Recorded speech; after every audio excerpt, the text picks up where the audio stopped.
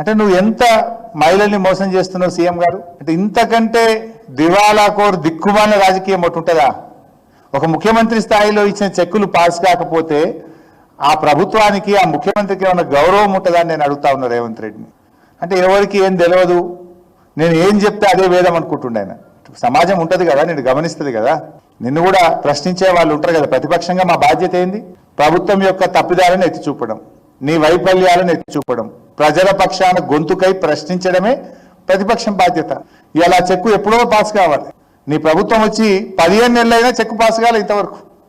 మళ్ళీ అదే చెక్ ఇచ్చినావు. నా డౌట్ ఏంటంటే మళ్ళీ 2 జూన్ కూడా ఇంకో చెక్ ఇస్తావేమో, ఈ చెక్కు కూడా బౌన్స్ అవుతుందేమో డౌటు. ఇప్పటికైనా రేవంత్ రెడ్డి గారు కనీసం నిన్న ఇచ్చిన చెక్కునన్నా రేపు సోమవారం పొద్దుగాల పాస్ చేపిమని బట్టి విక్రమ్, ఎందుకంటే కమిషన్ లేకపోతే గవర్నమెంట్లో పైసలు వస్తలేవు, ఈడనేమో కమిషన్ రాదు. ఇదంతా చనిపోయిన కుటుంబాలు. మరి సోమవారం తక్షణమే ఈ బిల్లు పాస్ చేయించాలని చెప్పి కూడా నేను ఆ పేద మహిళల పక్షాన డిమాండ్ చేస్తా ఉన్నా.